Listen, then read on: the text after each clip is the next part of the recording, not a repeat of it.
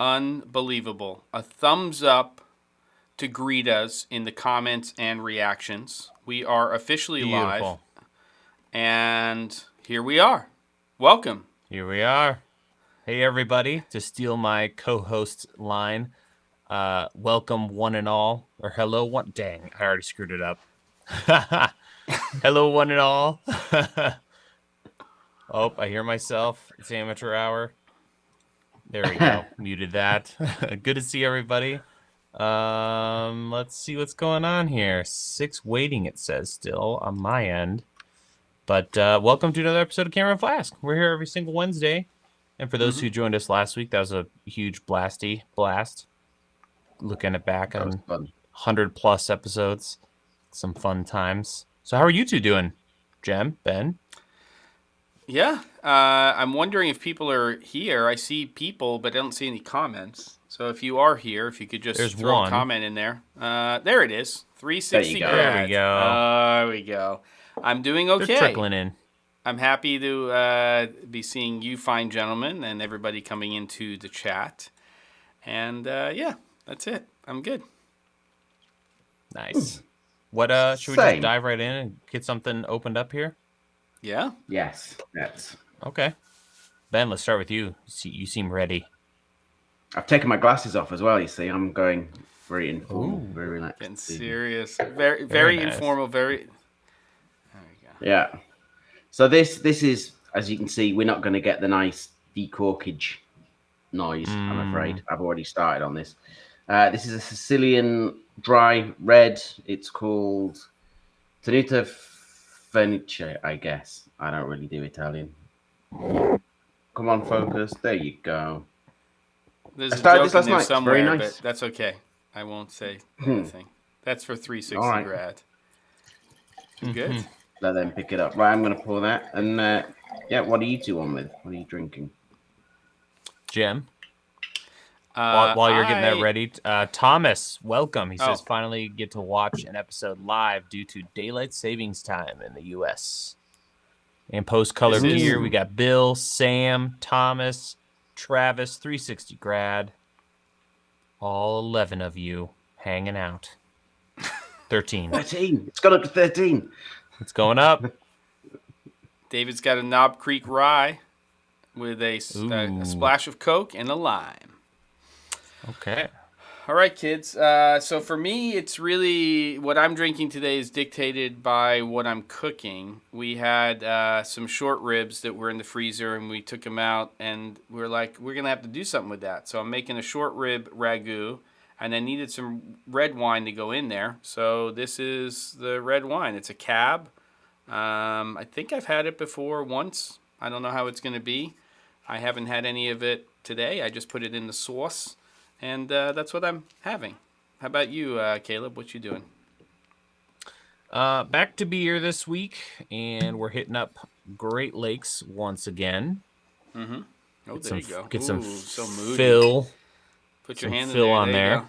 There it is, right there. So Great Lakes, and we're doing. Hide the face. We're doing their amber. Very nice. Amber lager. So here we go. Another great label. Oh. Thank you. I know I'm crushing it with these labels, huh? You are. You really are. You are. And, all right. And I just stopped you drinking guys, before we cheers as well. All right. Chink. Cheers. Na zdrowie. Here we go. Yeah. Dry. It's a dry cab. It's okay. It's it'll do the trick. It'll get the job done. It'll get the job. So this week we really don't have a title or a topic. And even the title is just 101. Yeah. So, yeah. We're just going to hang out. If you have any questions. Oh, go ahead. I was going to say we should have done Room 101 for this one. That would have been a great opportunity to stuff that. So you know what Room 101 is? I don't. You don't. So Room 101 is where you consign. It was. What was it from? Was it from 1984? I think it was. Someone tell me. I think it was from 1984. So 101 is the room where everything is kind of consigned to having not existed. So there was a TV show in the UK called Room 101 where people could go and choose things that they would like to cease to exist. So we could have done that with products or We still could, but it's having to think on your feet a little bit. Yeah. 101. Somebody Anyway. made a comment from last week's episode, and they changed it to 108. They're like, or 108 or something like that in the comments. Nice. Chris, glad to have you yeah, here. Good. No, I was just going to say, Chris Polk, glad to have you here. I'm sorry you have to jump out and pick up the kids or the kid. We've been there many, many times, so hopefully you'll come back in the future. It's nice to have you. Yeah.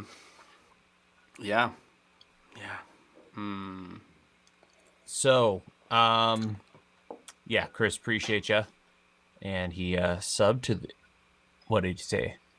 I subbed into the legit Cool Kids Club. Stumbled into So I'll kick things off. I have a question. And this kind of episode, guys, we're just going to chat. We're going to let it roam. If you have any questions, let us know, or anything you want to chat about. Yeah. Jem, what teleprompter are you using right now? You had told me in the past you moved up to something larger. Because I'm finding this, whatever size this is, like an iPad size, isn't quite cutting it for me. Well, you know, it's affordable, I can tell you that much, but I have to log into Amazon to tell you which one that I have. I was using the Cam Buddy one, I think that's what, Caddy Buddy or something, which really is an iPad teleprompter, but the one I'm using now is essentially a 15-inch one.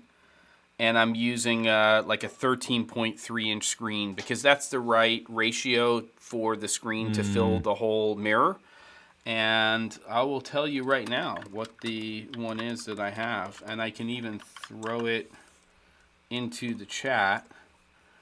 It's called, they call it a 16-inch actually. And it's listed under generic. It's how they list it. But here, there's only one left right now, but I'm just going to throw the link in here and you can see it. Hopefully that'll come through. You'll have to copy and paste it because of the way it works in the chat. But it cost a whopping $190, which is super cheap for a teleprompter. No way. Oh yeah, $190. And then I have the screen is probably $120 for the 13-inch screen that I have in here. And it's okay. It's actually getting a little dark in one of the corners, so it's not the best quality panel, but it definitely is, you know, it's doing the job. I love these Chinese, the Chinese like advertising in the images. It's number one, teleprompter enough. Yeah, it's the best. Suitable for various types of cameras. It's amazing. Here, this well, I have is a the question monitor. on that. Yeah. Just while you're bringing that up, have either of you ever ordered stuff from AliExpress? Nope. Yes. And all was well, or not? Yes. Yes, it feels incredibly sketch. Even worse than that is Alibaba, but they're both like they're sister companies. Yeah. I've been looking for. I ended up kind of not really having the balls to do it, and I was going to buy a load of lithium battery cells to make a battery for my van as a leisure battery, so that I can charge stuff when I'm out and about. And I was always going to do it, and I've been fitting it, so I ended up buying a gel battery this time, and I figured this will do me 3 or 4 years because the prices of it are pretty good, but it has to come via ground shipping because you can't ship lithium batteries via air, and it was going to take kind of 2 months, and then the shipping was really expensive. But the actual cost of the cells, even with the shipping, it's still a really good deal. You could get, I don't know, like a 12 volt 95 amp hour battery for $200, something along those lines, which is pretty good for lithium because you can just, if you use a normal battery, if you're doing a vehicle and you put a second battery in, not the starter battery, so you put in a charging system, so there's a voltage sensitive relay in it. As soon as it fills the volt or senses the voltage going up to the alternator kicking in, it then charges it. But you can't discharge normal vehicle batteries fully because it kills them. So you can only really take them down to 50%. Gels you can take down to 30, 35, but lithiums you can just rinse them completely, and then charge them back up again, and you get whatever it is, like 5,000 cycles out of them, opposed to 300 out of a normal battery. So I was really toying with it, but all the reviews were all kind of slightly dodgy looking Russian reviews on AliExpress. So I'm hoping to find someone that's bought similar product and said, no, everything was fine. Don't worry about it. Do it. Yeah. Yeah. It's interesting. It's kind of like, a lot of the stuff you can find on there, you can find on eBay and Amazon, but often it's cheaper, but you do pay for it in shipping time.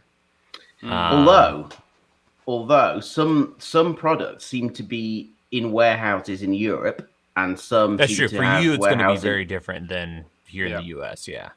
But nothing that I want, or I find stuff, and then it says free shipping, or it says that they're dispatching from a warehouse in Spain. But then often the warehouse in Spain still has $150 shipping to here, which is all EU, which is insane. That's strange.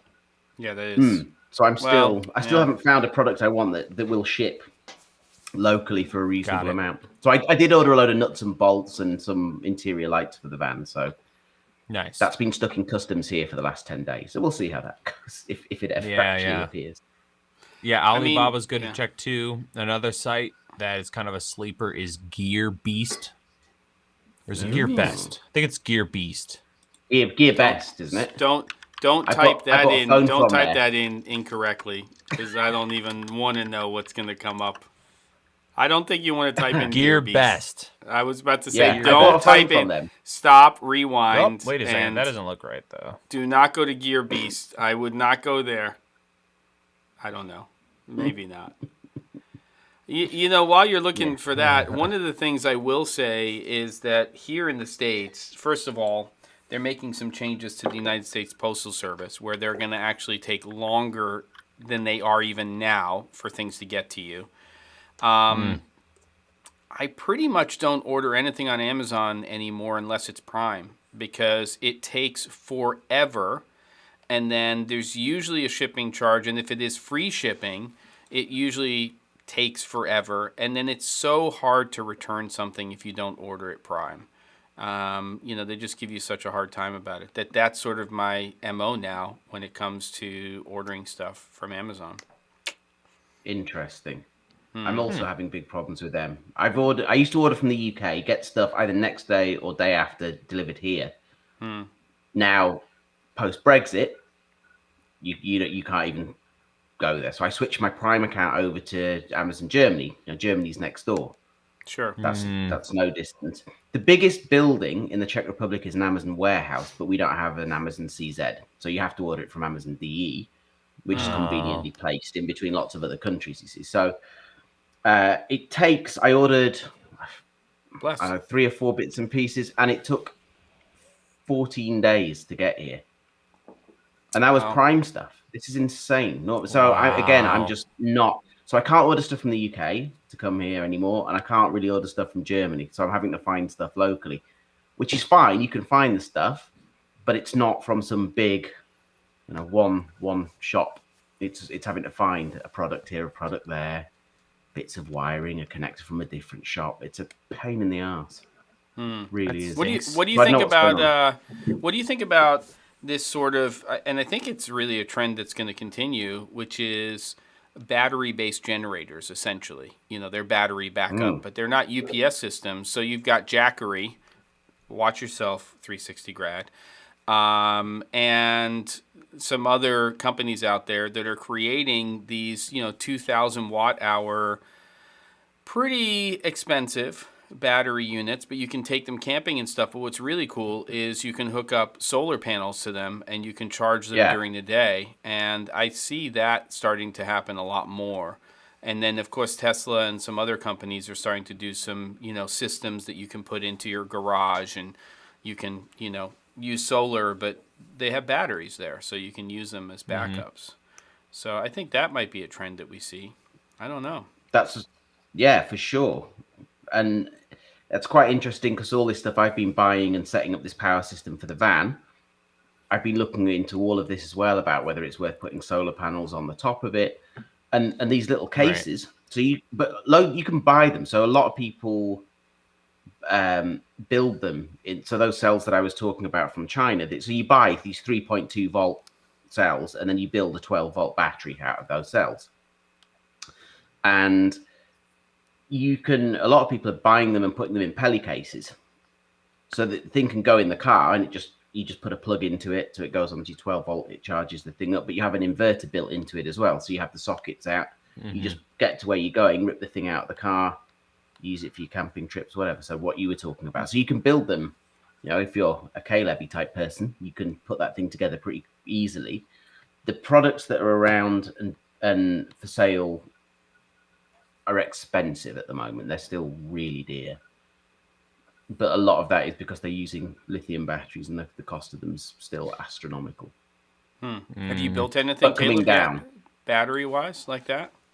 I've messed around with lithium stuff, but it's mainly been smaller stuff, like taking an old boom box from the 70s, putting a couple what are they even called? 1650s in there. You can buy a little circuit board that manages charging and safety features with a USB input for charging, stuff like that, but nothing like giant with multiple parallel cells and all this kind of thing. Quickly, there's a couple questions I noticed. I think we missed a few. Going back up a little bit to Ian. Ian says, C47, noticing weird warping when using IS lenses on the Pocket 6K. Caleb, did you notice this? Any general handheld tips? Well, obviously, for starters, Canon's IS with Canon bodies is completely different than Canon IS with Blackmagic. Right. I haven't personally noticed it, but I feel like any IS lens, depending on what you're doing with it and the lens, you can get some weird stuff. Particularly on a wider lens. Yes, absolutely. The wider the lens. So if you're on a gimbal, I'd probably just turn it off. But if you're just handheld, no sudden movements. I kind of use IS for static frames. If I'm like panning a ton and moving and walking, you're gonna get some funk. What do you guys think?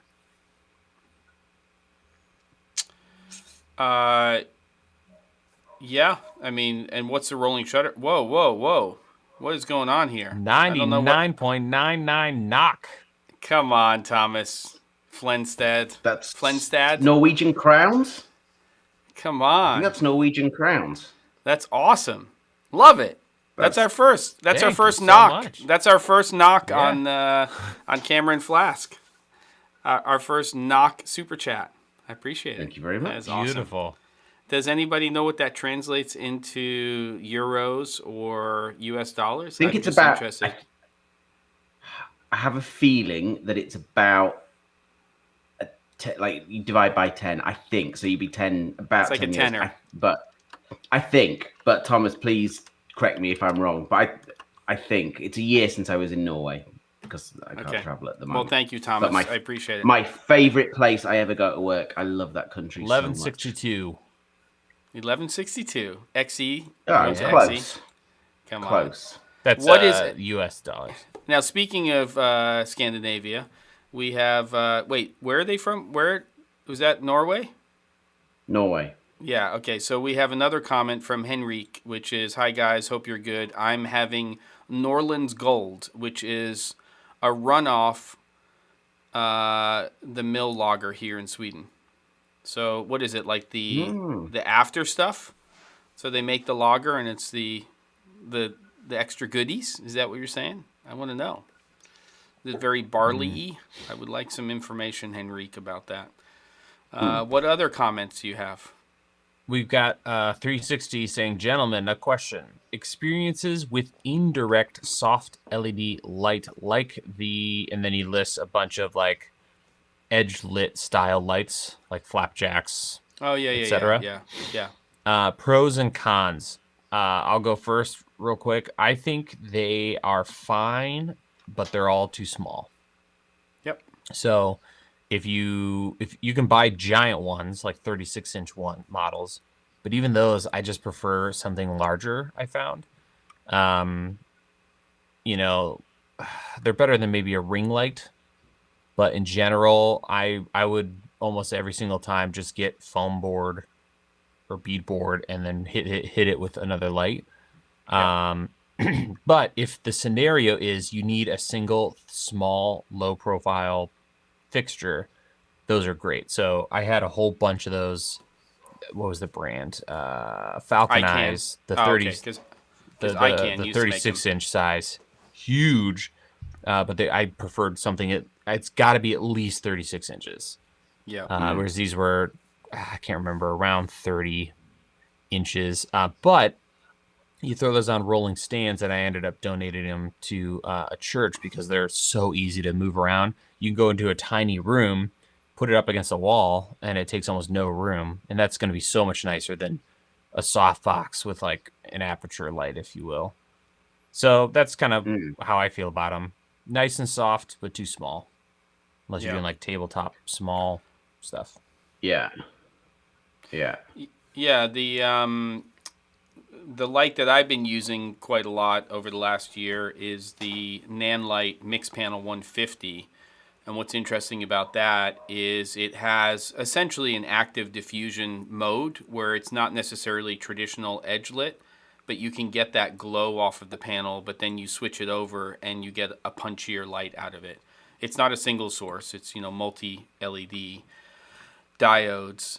But I feel the same way. I used to use a lot of those ICANN lights, and they were great. They ran off of Sony NPF batteries, but their surface area is so small that I would be less inclined to bounce them or do anything with them. They just weren't enough. They're great if you get them in their little rectangular forms and stuff to just have a little bit of fill if you needed that. But I generally find that if your key is strong enough, you can just take a white piece of foam core or something else, and you can just basically, sorry, I'm on the wrong side. I mean, it doesn't take much to fill light in. So, yeah, I don't know if you need, and I don't love that whole double catch light kind of scenario anyway. So usually when I'm trying to return light, even if it's a second light, I usually bounce it off of something like foam core or board and fill that as my fill, as opposed to having the light directly on the person, if I can avoid it personally. Yeah. Yeah. Any Just a thoughts little on too that whole limited, I would say. situation? What were you going to say? I was just to say, Ben, any thoughts on that whole thing? Just kind of exactly the same thoughts as the two of you, really. I think I've never really bought any of them because they're just a little limited in what they can do. I'd always rather, as you were saying, Caleb, at the beginning, get something hard, powerful light source that you can then turn into anything. But for lack of space, yes, great. But really, that's the kind of limit of their usefulness as far as I'm concerned. I'm going to pick up Andres' question, if that's okay. Oh, go ahead. Yeah. You go first. Should I do it? You go first. I was gonna do the next one down is Travis. Okay. Yeah, let's do it. He says, has anyone seen those new Savage C stands? Which I I had think not. that Eric did the review on. They look amazing. Wait a second. Why I think can't Eric share did my a screen? review on them. What? Oh wait, I'm an idiot. Eric? Did Eric do a review on those? Yeah, I think were those the ones that are the kind of this like the smart C stand? Yeah, that's the thing. Yeah. Eric did a review on them. It's got the other baby pin on it at the bottom and stuff. Oh, I didn't right? see that. I'll have to Looks watch cool. that. It's really cool. I like the idea. Well, you know what that's kind of ideal for is obviously it's a pretty big stand for it, but for the whole you have the mirror based system. So you have a harder single source or Fresnel source down at the bottom that's bouncing into a mirror, and it can be used for that and a million other things, of course. Is it? I don't know from a real world practical standpoint if I would get annoyed that it's coming off of one leg or not, because it's pretty easy to rig a baby pin off of anything. Yeah. So how much are you really gaining? I don't know, to be honest with you. So I kind of like the idea, but at the same time, I think that it would probably annoy me because of the lack of precision. Yeah, I mean, that's kind of cool because that's like a rocky mountain, and you can have it on a stairway, and you can have another baby pin, but I would probably just clamp a baby pin on on the leg. Yeah. I don't know. Yeah, it's another thing to manage, but at the same time, it would be awesome to just drop a but you know what, or a you know Yep. what. Sorry, screw that up. You know what plug. Just drop Yes. it in and bam, you're done. Or for like a really simple, I don't know. I could see like a Westcott mat and then on the lower end hitting or going up into like a 4x4 beadboard. Yep. Yeah. Yeah, I mean, I've done a lot of single stand type of stuff. Go back to that previous image. That was kind of interesting, that one. So, and is that hard to do? Probably not. But if you take things like light panels, not light, is it light? Not light panel, the other company, the light mats, and those look like light mats, and you have those, then that's kind of cool. But again, I feel like you're very limited.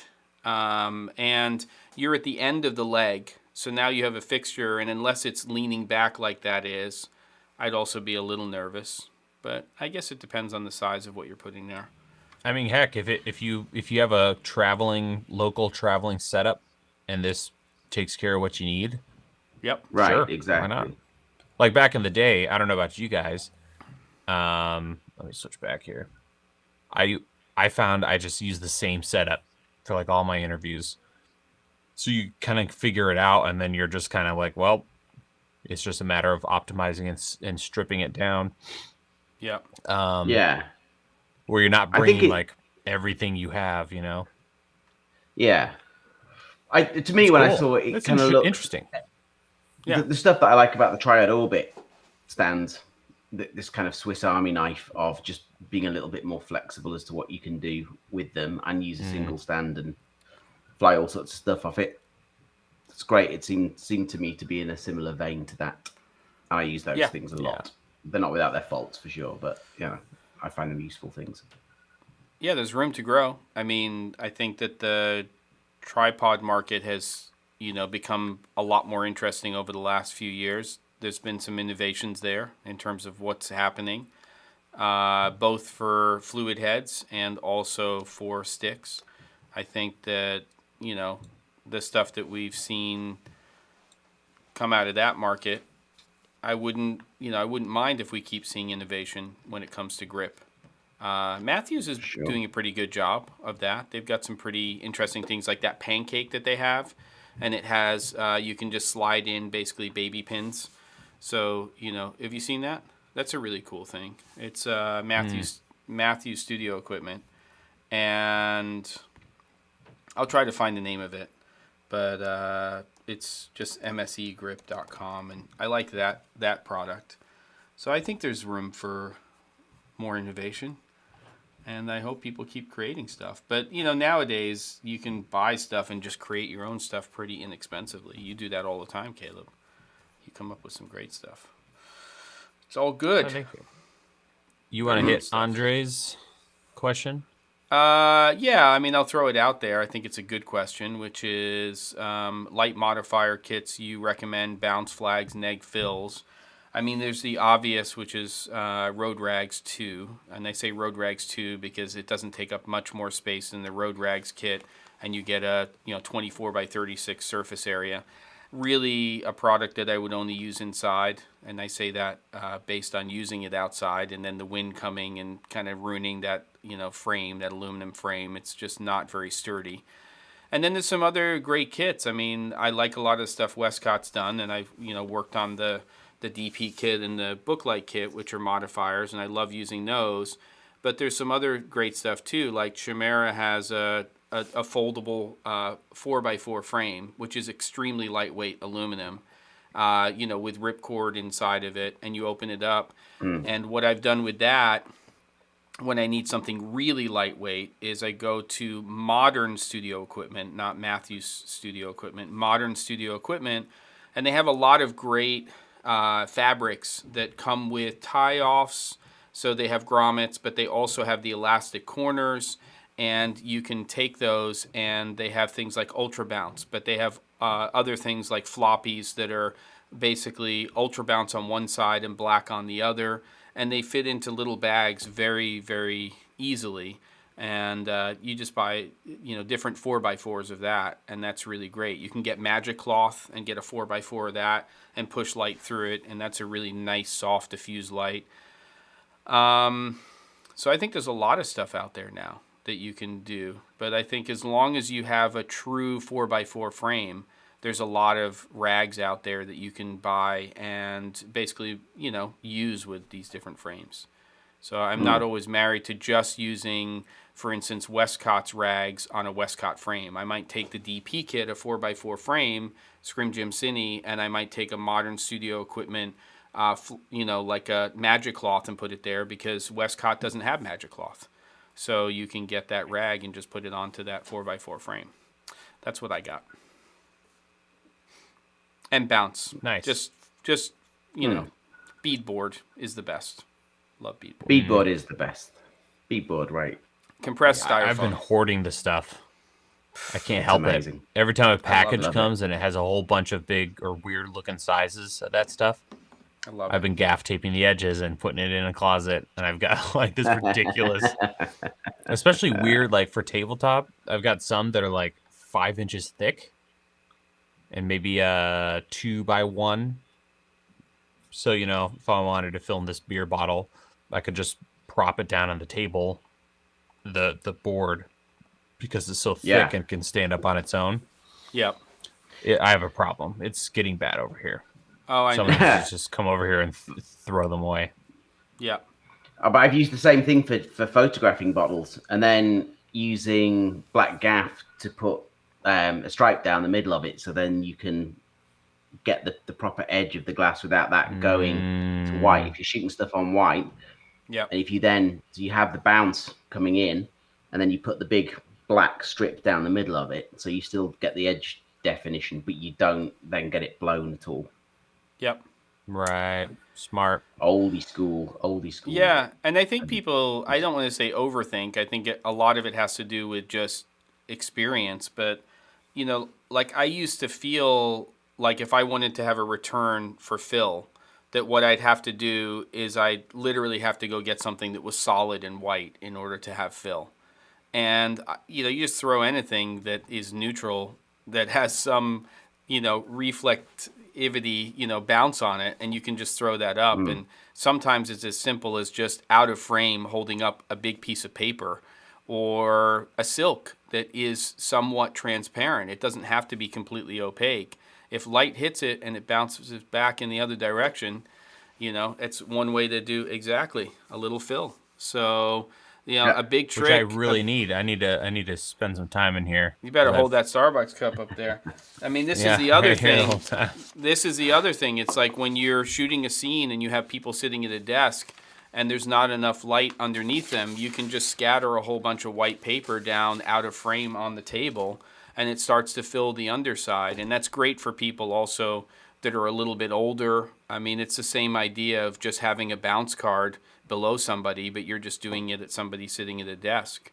And you can have that stuff in the frame too, as long as the scene or what you're shooting supports it. There's no reason why you can't scatter some white paper and some other things in an open book and things like that. And that just tends to grab the light and bounce it back onto the subject. Yeah. I have a question for Henrik. Are you actually in Prague? Because you mentioned all of a sudden we hear a doorbell, earlier. Ding dong, and then he's at your front door. That's it. That's why I was wondering. Maybe he's here. I'm not in Prague. I'm quite a long way out. But yeah, and if I need lithium batteries, GWL are based in Prague. I'll have a look. But that kind of stuff seems to be expensive here generally, even more so in the UK. But I will have a look for sure.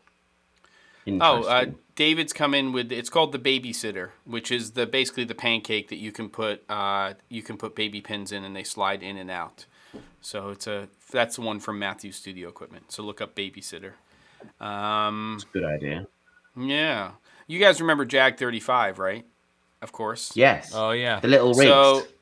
So is it Yehu? One of the guys, one of the Garcia brothers. Yeah. He's like in a whole other world now. He actually builds huge battery blocks for like powering vehicles and stuff. He started modding I think it was a VW van at some point, and now he's got a whole business where it's just batteries, and he's into the whole electric vehicle thing and stuff. Yeah, way to sidestep. Yeah. Or not a sidestep, just completely leave and go to something bye. else. They were great in their day. I mean, they tried. They Those were. were the dark ages. Yeah, but Zacuto they were. and them. That was. And Red Rock. Remember Red Rock? Are they still course. like even doing things? They are. Red Rock's still around, but I don't know. Brian is doing like astrophotography. He's doing amazing astrophotography, but I don't know what it is that they're selling or, it's really amazing how different the industry is now than even 5 years ago. It's nuts. Those companies sort of exist, but they don't. Cinovate. Yes. Dennis, Thunder Bay, baby. I love Dennis. He was a great guy.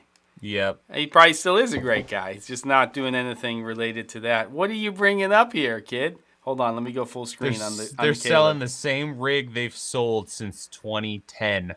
Hell yeah! Hell yeah! Remember this guy?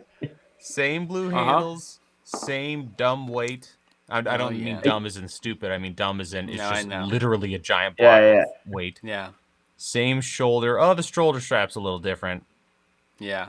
But yeah, I remember buying. That was a big expense for me back in the day. I remember one of my big purchases was a Red Rock micro shoulder rig.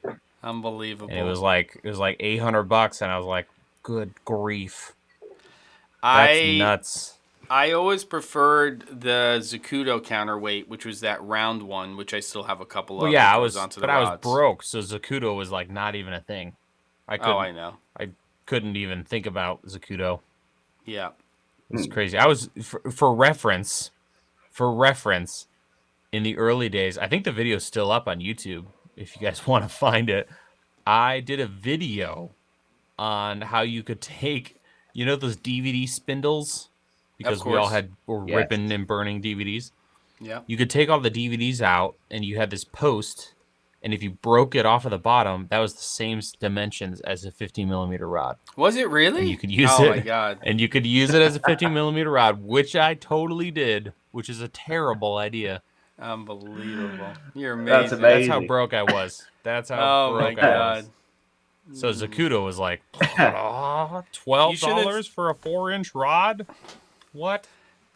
And if you had named your channel Broke Ass Caleb, do you think you would have as many subscribers or more subscribers? I don't know. Broke Ass Caleb. That would be good. It's crazy. Not something you want to aspire to, though. HV20, we're in Vixia land here. Not the 5D, but the Canon HV20 started it all. Trust me, I've had a lot of cameras in my day. Oh, my God. I had an Optura Pi. Yeah, go ahead. Yeah. Oh, gosh. I was going to say, the first couple of videos that you'll see on my channel, if you just go back to, like, one and work your way through, there will be a bunch of videos that look nice that I shot on my 7D. And then there will be, like...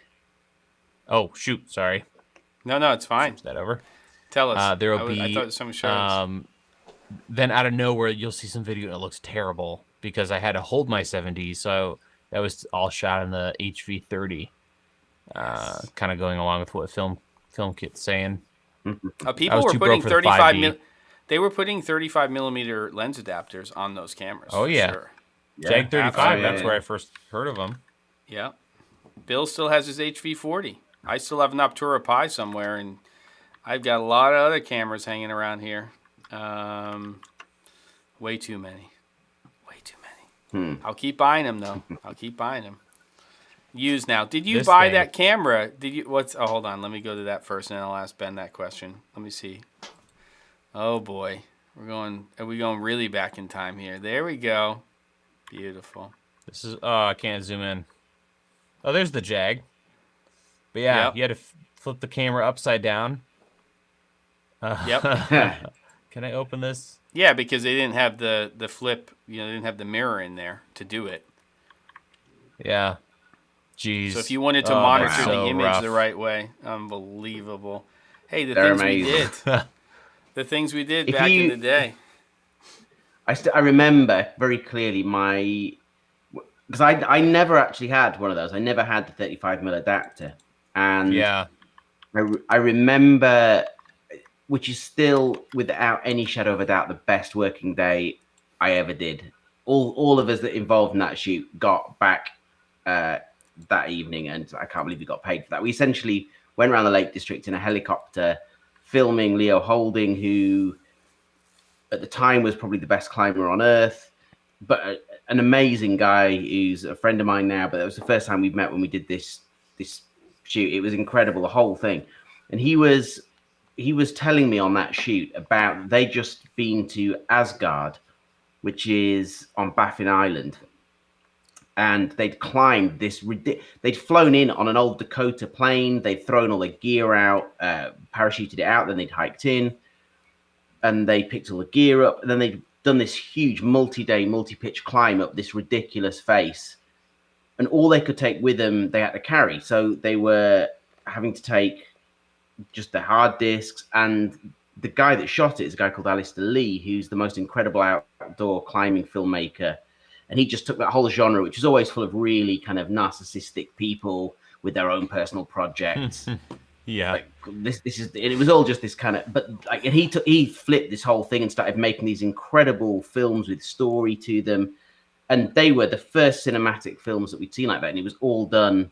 And Leo was explaining on that day that they had shot the whole thing with these 35mm adapters and the power that they were using, and how they, and just the logistics. When you see the film, the whole half the film is about the logistics of the thing.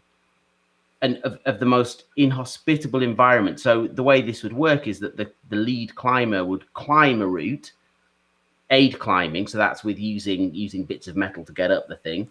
They'd hook a rope up for the camera guy to then go up. He'd then sit there and film, and then the climber would do it without those aids.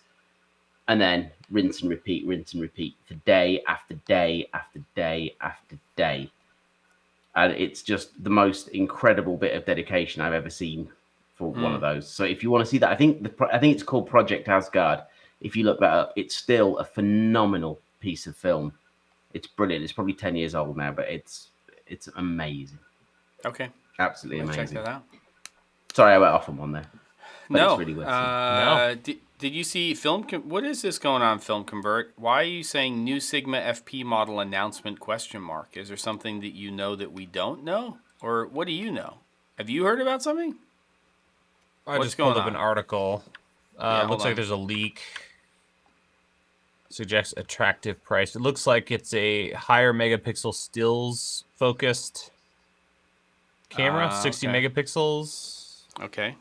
Surprisingly attractive price. How surprising? Yeah. Do you think? Well, to give you some context, the FP, the original FP, which I want to revisit. At any rate, it's what, $2,000 and $1,800 for a full frame, right, raw camera. A true pocketable it's camera. Crazy, but it's a yeah, really it's insanity. Interesting. Yeah, interesting. Is that an EVF for this? Oh, yep. It can't USB. Just be stills. I mean, it looks like it rotates. Given this, it's got a little. Where is it? So it's kind of video focused. It's got a little flippy uppy kind of angle there. Mm-hmm. USB-C. That's interesting. This is insane. C and HDMI. I guess it's HDMI cover. So HDMI extension out of it. So the cover's got to be a full size HDMI. Got to be. And that, I don't know, but that might interface with the old one as well. If I'm remembering the lineup of the cables. Maybe. I don't know. That could be fun. 8 a.m. I guess this isn't is there something coming up? Something's coming tomorrow? Up when? Tomorrow. Interesting. Tomorrow. $2,500. 1,800 pounds. Tomorrow. Announced a 61 megapixel Sigma FPL. So I guess obviously L mount, but interesting. Really interesting. L. Yeah. That's one of those cameras that I haven't used it, there we go. But I would so like to get my hands on. It always just looks such a beautiful little thing.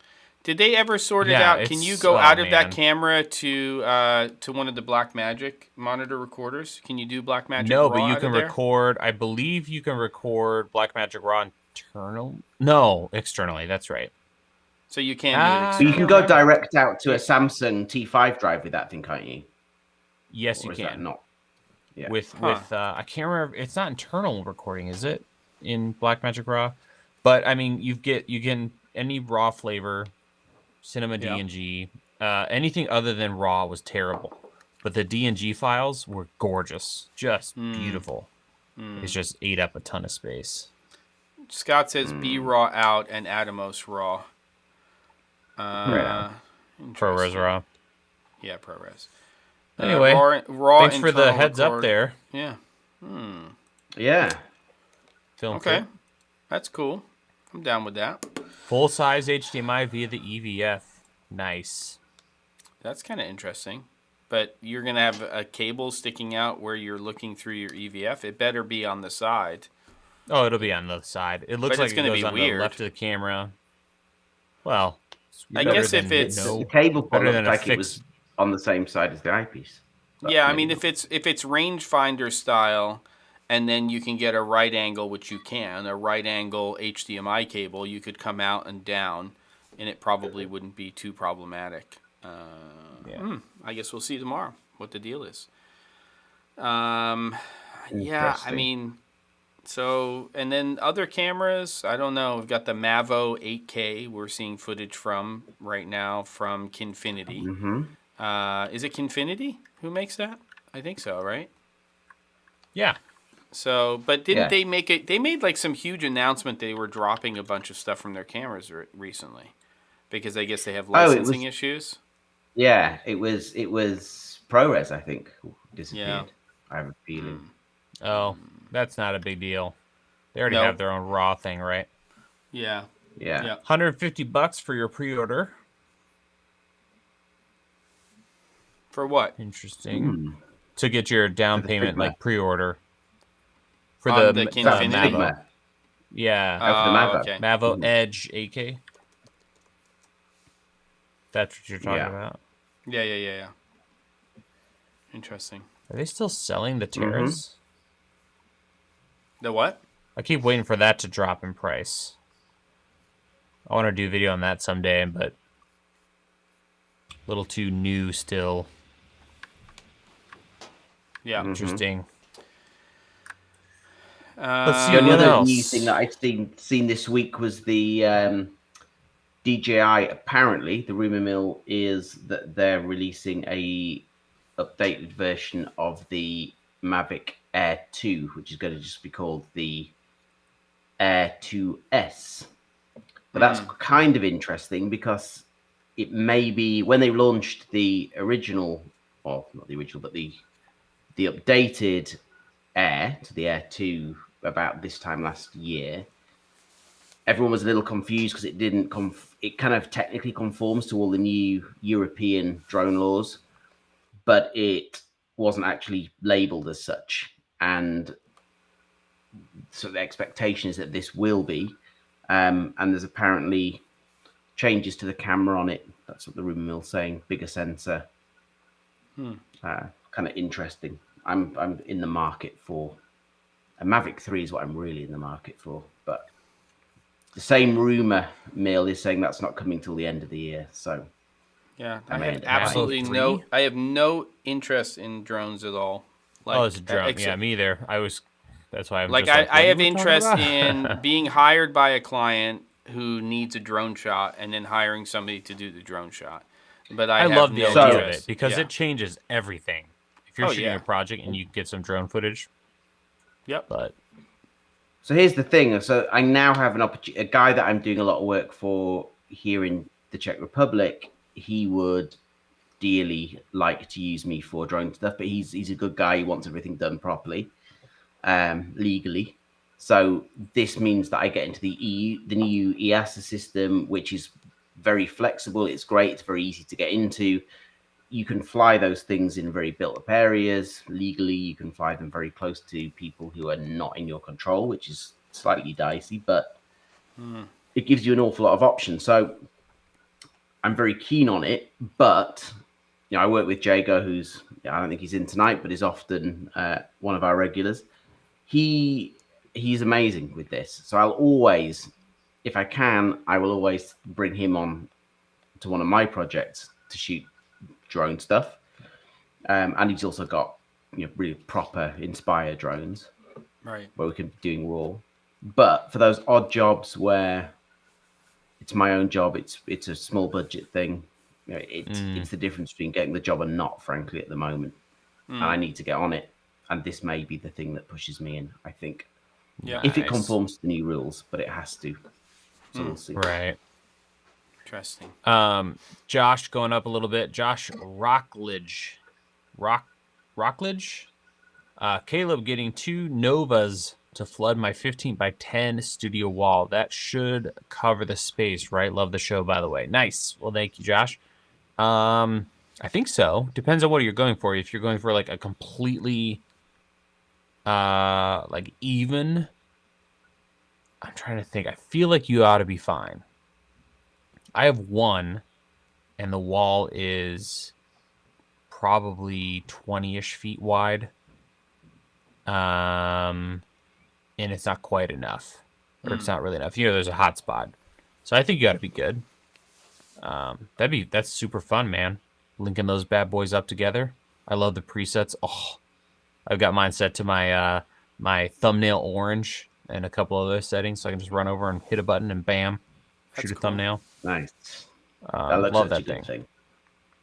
Yeah, they just released the 8-pack of the B7Cs. I saw that. Yeah. I'm not using We'd also love that. my 2 enough that would be... I mean, if I were going out on location all of the time and I needed to replace practicals, that 8 bulb kit makes a lot of sense. But for me personally, it's just too many of that light. But I think having 1 or 2 of them in the kit is great. Music videos. That's what that kit's for. If you're doing a lot of music videos, I think I'm the same, because my real interest in those is replacing practicals. But for music videos where you can be programming them, you can be doing all sorts of patterns with them. I think that's an amazing bit. I mean, I think the problem I have with them is that I really want somebody to start making those with if you talk about music videos, it's making those, how brutes are like super bright, but they're lensed and they're like the quintessential, Beyonce light, you're shooting a music video. But I would love somebody to come up with essentially an LED brute that is lensed, that is like a 6-up or a 9-up, and you can just buy that sucker for $2 or $3 grand. Please throw that up on a junior and just take care of business. That's what I really want right now. I've got a 9 Fay. I talked about this in my gear buying hacks or whatever video, where I talk about how I buy gear and try to save a couple of bucks. Yes. But I scored a 9 Fay for I think it was under $200. I hate you. And those go for a lot of money. They're not cheap lights. Yeah. Completely just I'll throw a bid in, and no one else bid, and 5 days went by. But I hate to pull out the bulbs and figure out a way to get LEDs in there. But I just would love to be able to plug in a couple of Fays and be done. But poor man's kind of going back to that bulb, the aperture one, I'm going to play a little aperture devil's advocate and say I'm not wild about them for a couple of reasons. One, they're too big. Mm-hmm. So, depending on the fixture you're putting, if you're putting them in a giant lamp, that's fine. Yeah. But for the most part, they stick out of fixtures. Right there. And they're a lot bigger than the original version that they showed of that. I got one right there. That's what that is right there, grew too. Massively. That's one right there. Yeah, I don't recall the original size, but they stick out a ton. So that light, you really shouldn't see much bulb, but it bulges out. That's it right there. Look, it's pretty big. I mean, it's And then the bottom of it's pretty large, so it's got that giant heat sink look. And after having the MCs forever, I find they work much better for in lights.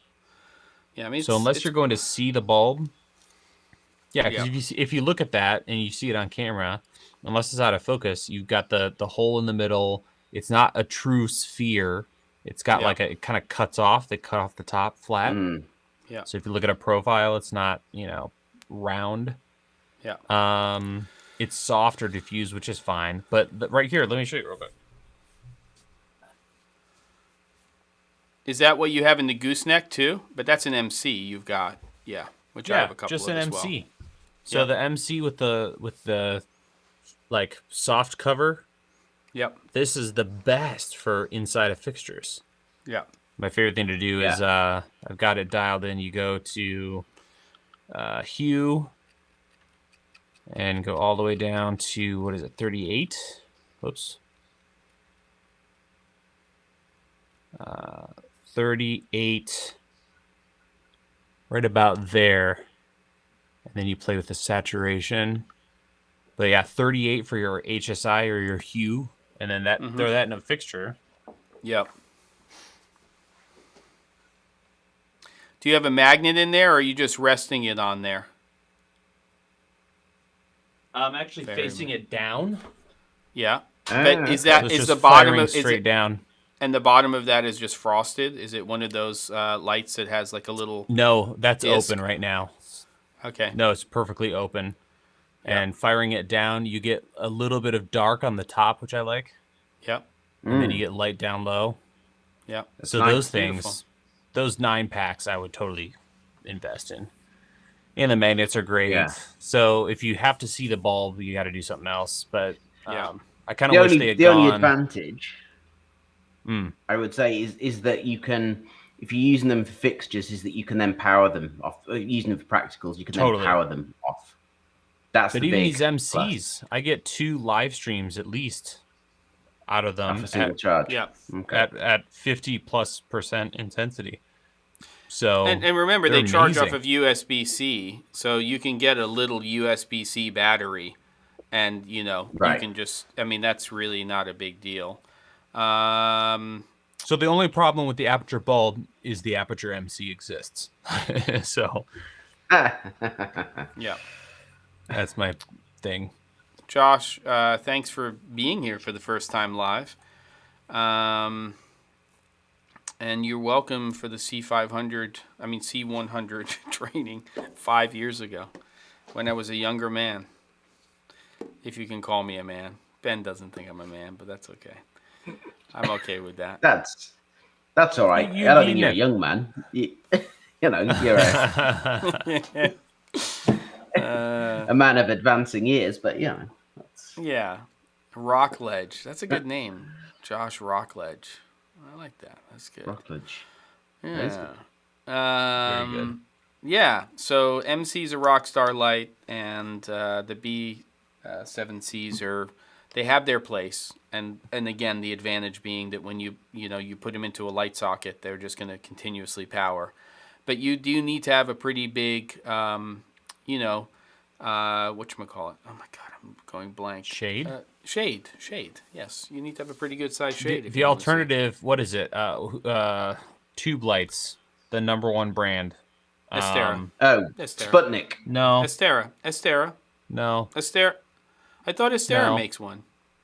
No, the original Oh, creator of the Cineo. tube light. Not Cineo. No. It's no. I know what you're talking about. I do know exactly what you're talking about, and they have those practicals. something? And they're based in L.A. They're in L.A. I've even done a video on them tube lights, before. I think I want to try those. Yeah, I know. Quasar.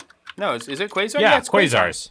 Yeah, Quasars. Their little practicals are pretty cool. Yeah, they're Those small. look really cool. They don't have a battery, though, then- do they? They're not battery And then based. shut the front door, turn off the internet, lighting complete for all time. Not really, but kind of. If Aperture comes out with an MC7 or F7C. Oh, yeah. Like taking the F7 and doing what they do, like an MC the size of an F7. Oh, Yeah. get out of here. And if it's $199 or less, they're going to just sell them like hotcakes. It's going to be ridiculous. Yeah, and I can't remember. What's the MC? $99? Like Well, $300, I would be done. I'm Yeah, happy. but still, Obviously, I think if it's cheaper, it's great. if it's double the price of the MC, because there's a lot of lights right now on the market from a lot of different companies in that space now, and some of them have higher output. but I would love that because the 7 is Thanks, such. Jake I mean, and Cody. Yeah. You're like Quasar. Yeah. You idiots. Yeah. Cool. Good. Well, here we are. It's 4 o'clock here goodness, 6 o'clock on the West Coast. We chatted and we hung out, and Ben's buying a drone. Yeah. When And one some comes along, batteries. it's gonna allow me to do stuff. Yeah. Well, they're quite good now because they come with that, or you can buy that Fly More thing. So they come with 3 extra batteries, and they come with ND filters now. If you buy that, you get a little set of ND. Yeah. Crazy. I buy hotcakes all the time, David Carroll, but I have 3 kids. We make hotcakes, so they go like hotcakes. They're pancakes. Let's be honest. All right, kids. Well, love you guys. We're going to wrap this up and come back with 102 next week. I think we got to get down to business next week and see if we can come up with some ideas for a new challenge. It might not be next week, but we're definitely, I think we have to be no more than 2 weeks away from a challenge, and let's make sure we discuss it with everybody next week. We'll get other people involved, and let's make at least half of next week's show focused on what we're going to do for a challenge and get down to some business. Everybody in for that? All good? Sounds good. Thank you guys for all the questions. Appreciate y'all. All right, Flapjacks. See you on the flip side. Take care. Flapjacks. Night all.